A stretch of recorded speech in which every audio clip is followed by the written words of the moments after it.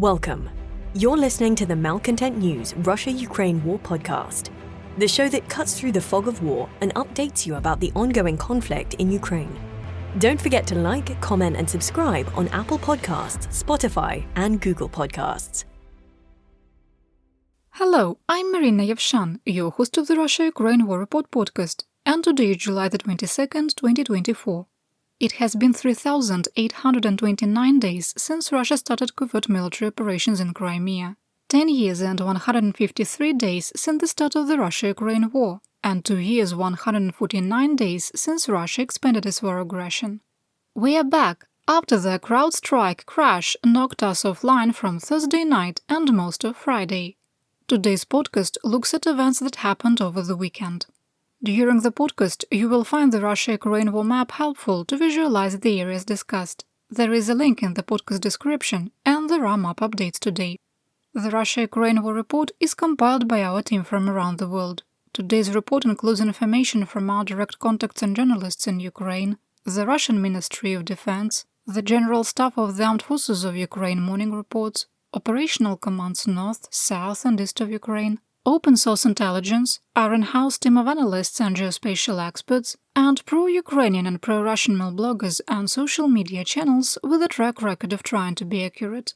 We have one mission, the truth, because the truth matters.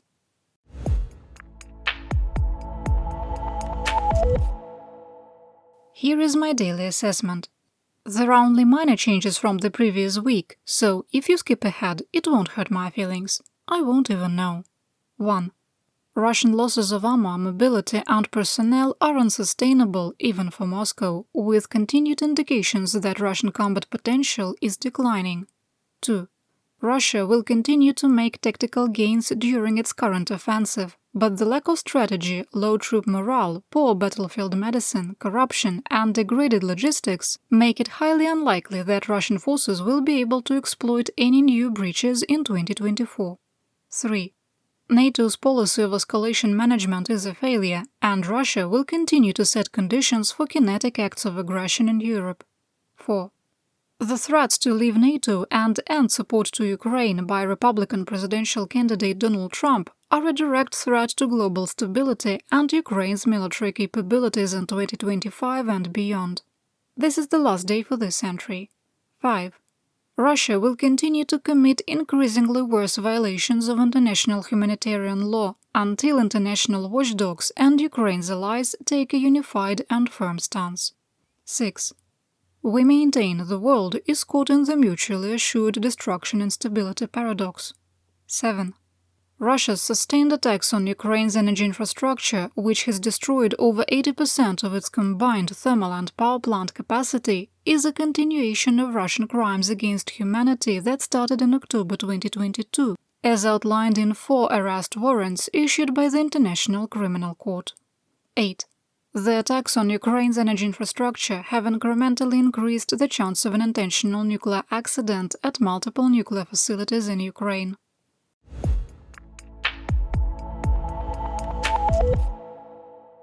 Over the weekend, attacks on civilians and civilian infrastructure killed at least 18 and wounded 93. On Friday night, Russia launched 16 Shahed-136 one-way drones, an unknown attack drone, 3 Iskander-M short-range ballistic missiles, also known as SRBMs, and an Iskander-K ballistic cruise missile, with 13 Shaheds and the unknown UAV intercepted. On Saturday night, Russia launched 39 Shahed UAVs, 3 Iskander-Ms and 2 Kh-59 or 69 guided air-to-surface missiles. 35 Shaheds were shot down, many in the Kyiv region, and both guided missiles were destroyed using electronic countermeasures. Ukraine released a video showing a United States-provided L-3 Harris Vampire short-range air defense system intercepting Shahed-136 drones using laser-guided Hydra rockets. The Vampire sits on a pallet that can be installed into the bed of a civilian half-ton pickup truck. We'll link to the video and a picture of the Vampire system in today's situation report. There's a link in the podcast description on how to become a subscriber. The unknown drone flew into Kyiv region at 20 to 30 meters above the ground to evade detection. The debris was very different from a Shahed-136 and closely resembled the long-retired Zala 42140 reconnaissance drone, but carried a warhead. Ukrenergo reported that Shahed-136 drones and missiles hit critical energy infrastructure in the Chernihiv, Sumy and Poltava oblasts, knocking out power to thousands. At the time of publication, most of the damage had been repaired. On Friday morning, Chuguyev in the Kharkiv Oblast was bombed, wounding 9 civilians, including a 14-year-old. An Iskander missile struck a warehouse in Pechenige, wounding 1, and another missile struck Barvinkove, damaging critical infrastructure, over 50 residential buildings and farm buildings, killing 2 and wounding 5. Russia also targeted Ukrzaliznytsy's infrastructure, wounding 4 railway workers. On Sunday, Russia struck Billy Kolodys with an S-300 anti-aircraft missile used for a ground attack, wounding 2. Over the weekend, Russian attacks on the Donetsk Oblast left 6 dead and 18 wounded. Russian shelling of the Dnipro district in the city of Kherson wounded 6, aged 22 to 65. Russia also targeted the Kherson Oblast Clinical Hospital, a violation of the Geneva Conventions, with one-way drones. The attack destroyed an ambulance and multiple cars in the parking lot. On Friday, Russia hit another ambulance with a drone-delivered IED, wounding 2 medics. Over the weekend across the oblast, a total of 3 people were killed and 26 wounded. On Friday, a Russian missile struck a playground in the city of Mykolaiv, damaging a kindergarten and 19 apartment buildings. 24 people were wounded and 4 killed, including 13-year-old dancer Kyrylo Dedyushko. President of Ukraine Volodymyr Zelensky condemned the attack and called for improved air defense, adding, quote, "We need new measures to support our defense. Russia must feel the power of the world." Attacks continued in the Marhanets and Nikopol Hromadas in the Dnipropetrovsk Oblast. Russia shelled civilian areas of Marhanets with fleishette rounds, ammunition with thousands of small dart-like projectiles. There were no injuries, but the intentional targeting of civilians and civilian areas is a violation of international humanitarian law. On Saturday, 2 civilians were killed in Nikopol due to Russian artillery shelling, with 1 dying at the hospital, and an 89-year-old woman was wounded in a separate attack.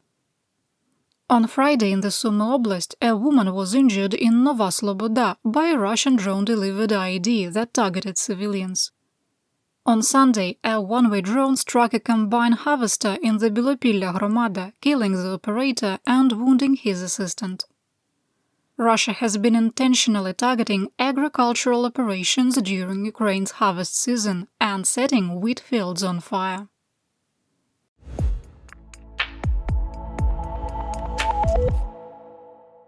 Now for today's action report summary. From Friday to Sunday, Russia carried out 424 assaults, including a near-record 172 attacks on Saturday and 117 on Sunday. Through July the 21st, the 7-day moving average for daily attacks inched upward to 133. On Sunday, the VKS, that's the Russian Aerospace Forces, carried out 72 airstrikes, dropping 100 bombs on civilian and military targets. Russian ground units carried out 1,542 one-way drone attacks and executed over 4,621 fire missions with tubed and barrel artillery. Despite heavy losses, the increasing use of well-trained irregular troops, Ukrainian forces solving their ammunition shortages, and having a 3-to-1 attack drone advantage, Russian operational tempo remains high. In today's analysis, the table for Russian versus Ukrainian equipment losses was updated using information from the Oryx database through July 17, 2024. Since our last update on July the 11th, Russian losses of main battle tanks, armored fighting vehicles and infantry fighting vehicles continued to increase. For the first time since 2023, the ratio of main battle tank losses rose above 1:7 in favor of Ukraine. There's too much information to cover in the podcast, but our subscribers get access. There's more information in the podcast description.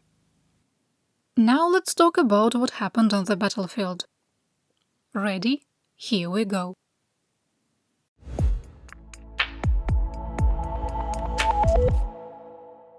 Starting in the Kharkiv Oblast, we begin in the Liptsi-Vovchansk area of operation, or AO. Fighting continued in Vovchansk and on the northern and northeastern edges of Gleboka. There weren't any significant changes, with Ukrainian forces making marginal gains in Staritsa and Bughruvatka. Lieutenant Colonel Nazar Voloshin, spokesman for the Khortytsa Operational Strategic Group of Forces, said that Russia has transferred elements of the 155th Separate Guards Marine Brigade and the 18th Guards Motor Rifle Division near Gleboka and are preparing for an offensive. How much combat potential they will add is unclear. Another video has emerged of a Russian soldier who is in the area of the apartment blocks in Vovchansk and surrounded, stating that out of 300 troops in the initial encirclement, he is the only one left. Of 30 troops that were able to break through Ukrainian lines and relieve the position, only 10 are still alive. Quote, "There's so many flies, it's horrible. Corpse flies in your face, everywhere. It's so annoying. There are dead bodies everywhere, the corpses smell. I'm tired of it. There are corpses all around. I promise you I would come back." Unquote. Then there is a sound of renewed gunfire. Вот такая у меня карта теперь.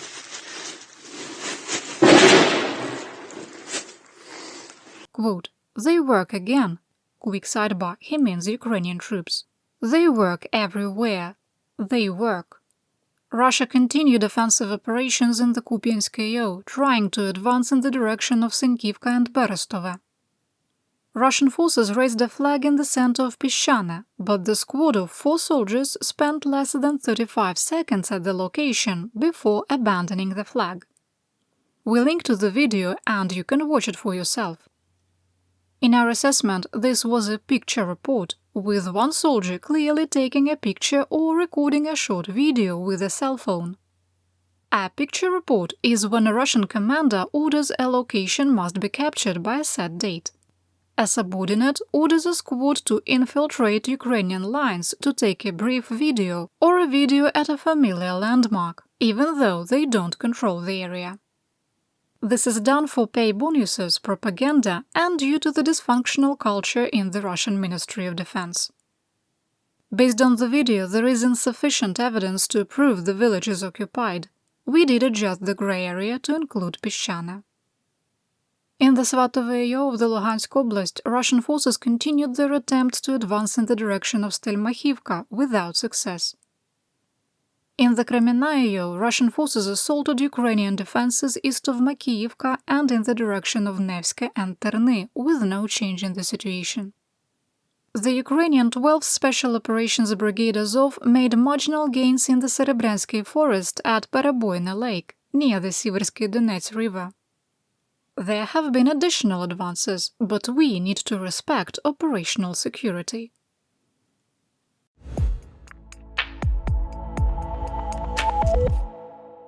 Now let's talk about the Donbas and the northeastern part of the Donetsk Oblast.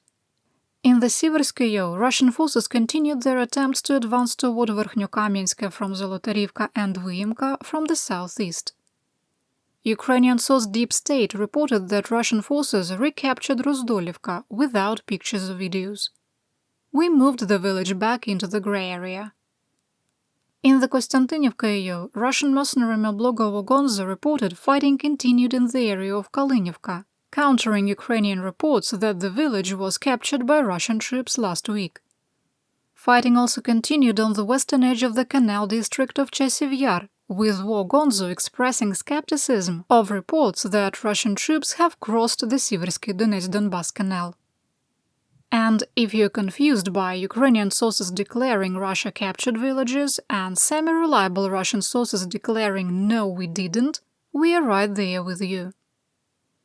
Further south, the General Staff of the Armed Forces of Ukraine, or GSAFU, wrote that fighting was ongoing in the area of Andriivka. On Sunday, Russian forces only carried out 8 attacks in the Toretsk, New York AO. Fighting was concentrated in Zalizne, Pivdenne and the outskirts of Toretsk. Wargonza reported that fighting continued in New York and there were, quote, tactical successes. Quick assessment. The situation east of Toretsk has improved over the last 7 to 10 days, while the situation in New York remains critical. We can't say that defensive lines have stabilized, but Russian advances are now measured in meters per day, and Ukrainian forces have made some small gains.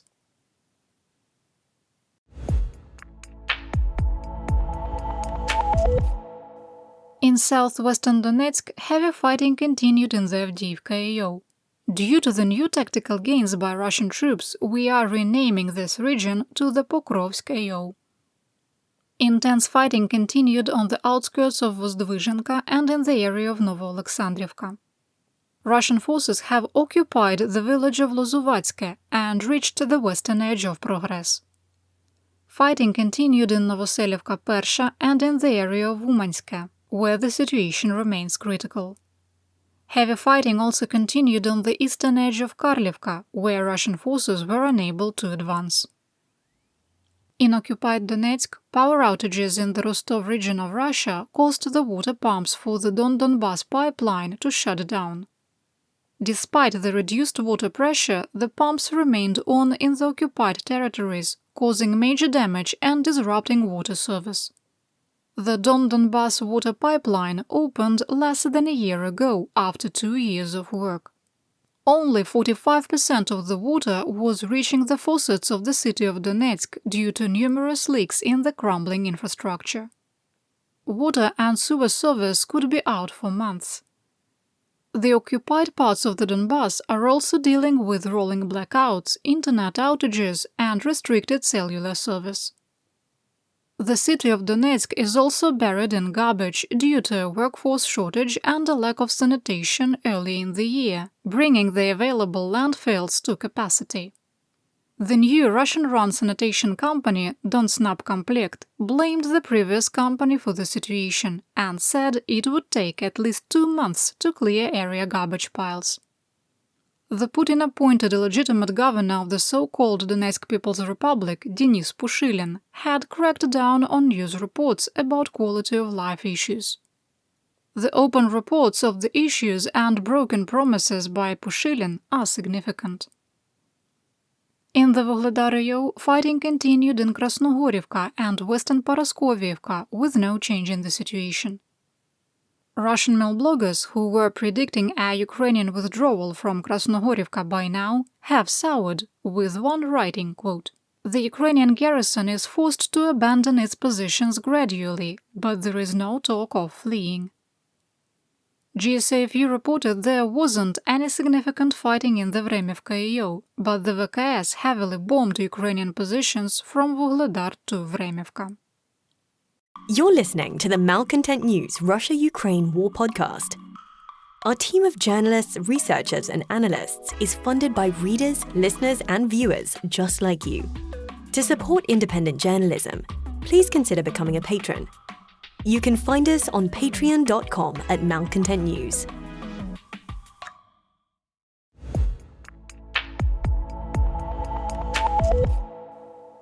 Ukrainian drones were busy across the Russian front. Early on Monday morning, Russian sources reported an explosion at the military airfield near Primorsko-Akhtarsk. NASA Fire Information for Resource Management Systems showed a thermal anomaly at the base. At least 2 Ukrainian drones struck the oil refinery in Tuapse, Krasnodar Krai, sparking a large fire.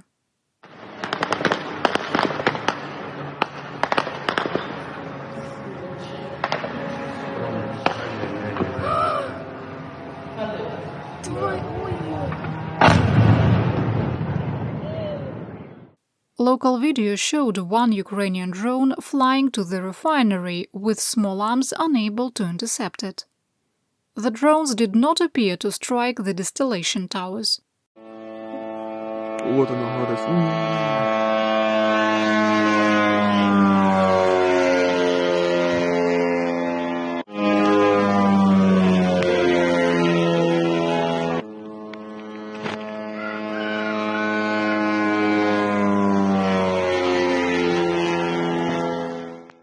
drones also struck the Morozovsk military airfield in the Rostov region, with Russian reports claiming the fuel depot was hit. On Friday, at least 3 Ukrainian drones struck the Millerovo military airfield in the Rostov region. Satellite images from Planet Labs shared by United States state media agency Radio Liberty show that a maintenance hangar and part of the fuel depot were destroyed. Russian protests due to power outages and water shortages are spreading across the Krasnodar Krai and Rostov region. In Anapa, protesters blocked streets, with local officials promising that portable generations are on the way. Similar protests were carried out in Krasnodar after power was out for 24 hours straight on Saturday.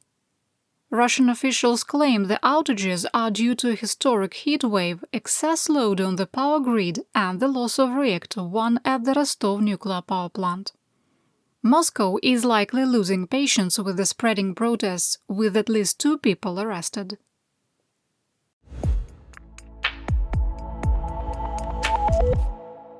The Human Rights and War Crimes section of the Russia-Ukraine War Report podcast sometimes contains graphic descriptions of war crimes, human rights abuses, torture, gender-based violence, and violence against children. Some listeners may find these accounts disturbing.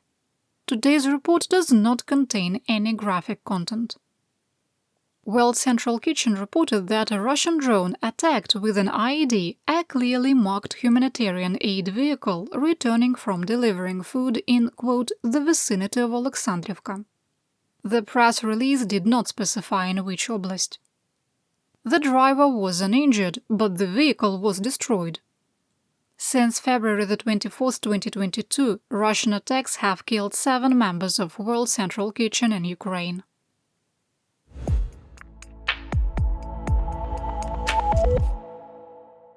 Here is my theater-wide update. Former Ukrainian MP Irina Farion died of her injuries caused by an apparent assassination attempt that left her in critical condition on Friday. Farion was rushed to a Lviv hospital with a severe brain injury after being shot and had been placed on life support. The hospital later reported that bullet could not be removed because it was in the, quote, deep tissues of the brain. Farion was a former Verkhovna Rada People's Deputy and a college professor at the Department of Ukrainian Language at Lviv Polytechnic's Institute of Humanitarian and Social Sciences. She was also an outspoken critic of people speaking Russian, despite the fact that decades ago her career in linguistics started with scientific works on Russian language. The assassin has not been identified. On Sunday, US President Joe Biden announced on Twitter, also known as X, that he was withdrawing from the 2024 presidential election and endorsed Vice President Kamala Harris to lead the Democratic ticket. Biden did not claim the decision was made due to health reasons and stated he would remain president through the rest of his term. The Democratic National Convention, where state delegates will select their candidate, starts on August the 19th. Biden unbound his delegates and, at the time of publication, 971 of the estimated 1,990 required for the nomination had pledged their support to Harris. In the 16 hours after Biden's announcement, over $73 million in campaign contributions by small donors was collected. If Harris secures the support of the minimum number of delegates, she will lock the nomination and become the presumptive nominee. And that's what we know. Your support of my home, Ukraine, helps us make history and protect the future for all. You've been listening to the Malcontent News Russia-Ukraine War podcast. To help keep us independent, please consider providing financial support by becoming a patron. Want on-demand news in your hand? Download the Google News app and make Malcontent News one of your favorites to receive breaking news updates. Thank you for listening.